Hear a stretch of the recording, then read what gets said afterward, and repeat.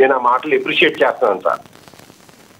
ఇక నా విశ్లేషణలోకి వస్తే, వెంకటరెడ్డి గారు మాట్లాడింది ప్రభుత్వ హత్యే, అనాది తప్పుని అరెస్ట్ చేశారు. అసలు మీరు ఎందుకు అరెస్ట్ చేశారు, ఎందుకు బెయిల్ వచ్చింది, అసలు మీరు ఏ ఉద్దేశం? ఇప్పుడు నేను హోమ్ మినిస్టర్ గారు ఏదో బయట ఏదో ఒకటి చేశారు, అందులో ఏమంటున్నామే, ఇదే మా పలానోని ఇలా తిట్టారు కరెక్టే. మరి అలా తిట్టినప్పుడు ఈ కేసులు ఏమైనా ఉన్నాయా, మీకు సంబంధించిన ఏమైనా ఉన్నాయా? ప్రతి ఒక్కరు అనుకునేది అదే, వెంకటరెడ్డికి నోడుతో లేకు అందరినీ సులకనగా మాట్లాడితే అందరూ బూతులు తిడతాడు, భలేగా అరెస్ట్ చేశారని సోషల్ మీడియాలో అనుకుంటున్నారు. కానీ ఏమి కేసులో లేవు. మీరు దేని గురించి మీరు చల్లకెళ్తూ ముంత దాపరకు అన్నట్టుగా మీరు ఏదైతే తప్పు అనుకుంటారో దాని మీద అరెస్ట్ చేయడం అనేది, ఏదో సోషల్ మీడియాలో కామెంట్ చేసి అరెస్ట్ చేయడం అనేది ఖచ్చితంగా తప్పు.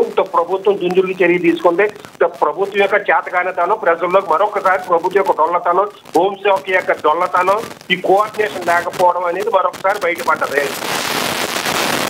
మరో పాయింట్ ఏంటి, ఇంకా వెంకటరెడ్డి గారు ఇటువంటి వ్యక్తి అనేది ఒక పాయింట్ మనం చర్చించుకోవాలి. కాబట్టి వెంకటరెడ్డి గారు నిజంగా సబ్జెక్ట్ ఉన్న వ్యక్తి, తను చెప్పదలుచుకున్నది బేస్ వాయిస్ లో గట్టిగా చెప్తాడు. ఎదట వ్యక్తిని, పక్కన ఉన్న స్పోక్స్ మెన్ కానీ ఎదట వ్యక్తిని భయపెట్టగలడం, తనకు అనుకూలంగా మార్చుకోకుండా ఆ విషయంలో ప్రిపేర్ అయ్యి వస్తాడు.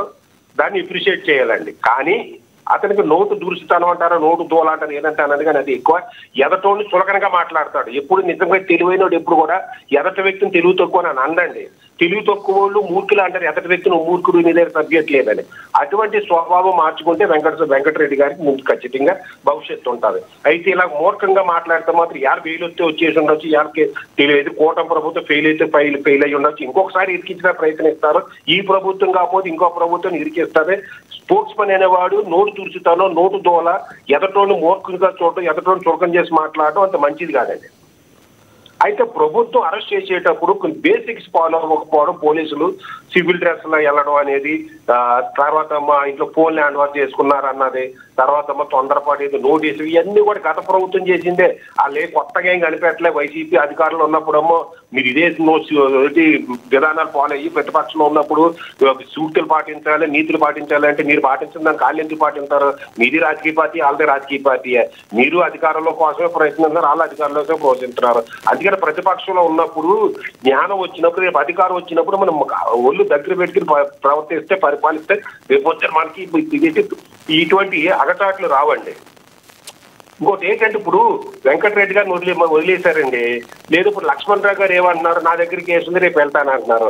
రేపు పొద్దున మరొకటి ఏమంటారంటే, నన్ను ఏం పీకారు మీరు, నన్ను అరెస్ట్ చేశారు, నా మీద కేసు పెట్టారు అని రేపు నుంచి చూడండి వెంకటరెడ్డి గారి డిబేట్లు ఎలా ఉంటాయో. నన్ను ఏం పీకారు మీరు, నేనేం చేస్తారని. షరతులతో కూడా బెయిల్ ఇచ్చింది, షరతులతో కూడా బెయిల్ ఇచ్చింది కాబట్టి పెద్దగా ఇప్పుడు మాట్లాడకపోవచ్చు బెయిల్ మీద ఉండగా. ఆయన సార్ చూడండి సార్, మీ డిబేట్ లో కూడా ఏదో ఒక రోజున వస్తాడు, సాయంకాలం నుంచి డిబేట్లకు వస్తాడేనా. ఆయన ఎట్లా మాట్లాడితే చిల్లరేకి మాట్లాడతాడు. దానికి కారణం కేవలం రాష్ట్ర పోలీసులు, రాష్ట్ర హోంమంత్రి, కూటమి ప్రభుత్వం అండి.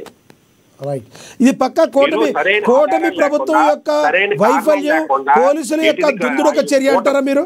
పోలీసులు అత్యుత్సాహం కూటమి ప్రభుత్వం యొక్క ఫెయిల్యూర్ గా వివరిస్తారా?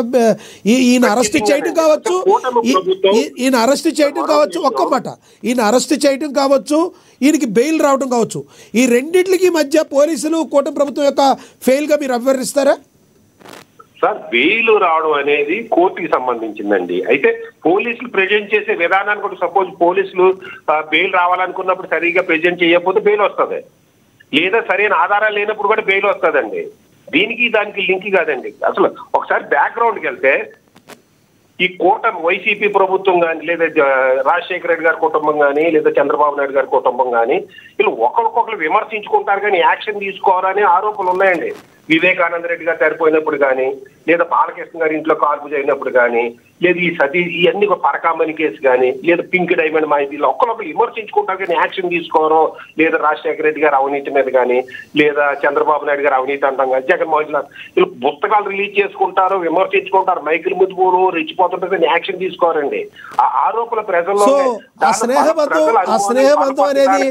ఆ స్నేహబంధం అనేది వైసీపీకి, టీడీపీకి, లేదంటే కాంగ్రెస్ టీడీపీకి మొదటి నుంచి ఉందంటారు మీరు? ఉన్నదాని ప్రజల అనుమానాలు ఉన్నాయని కానీ బలపరుస్తున్నట్టుగా కనిపిస్తుంది. ఎందుకంటే ఇప్పుడు అరెస్ట్ చేసిన వాళ్ళు కూడా, ఇప్పుడు గతంలో అరెస్ట్ చేసిన వాళ్ళని ఏసీ రూమ్ లో పడుకోబెట్టారని, బిర్యానీ తినిపించారని, ఎవరిని ఇప్పుడు కొడాల నాని గారిని కానీ పేరు నాని గారిని కానీ అసలు ఇప్పుడు బూతులు తిట్టడంలో ఎవరినైనా ఈ యాక్షన్ తీసుకున్నారా? లేదా అంత లేదు ఇంత లేదన్నారు, అవినీతి అన్నారు. ఒక అవినీతి కేసు మీద ఏమైనా అరెస్ట్ చేశారా? ఇప్పుడు 15 సంవత్సరాల నుంచి జగన్మోహన్ రెడ్డి గారు బెయిల్ మీద ఉన్నారు. దాని గురించి ఏదన్నా గట్టిగా ఏదన్నా టీడీపీ కానీ లేదా బీజేపీ కానీ గట్టిగా ప్రతిస్పందించినాయా? లేదా కోర్టులు కానీ విజ్ఞప్తినిచ్చినాయా బెయిల్ క్యాన్సిల్ చేయండి అని?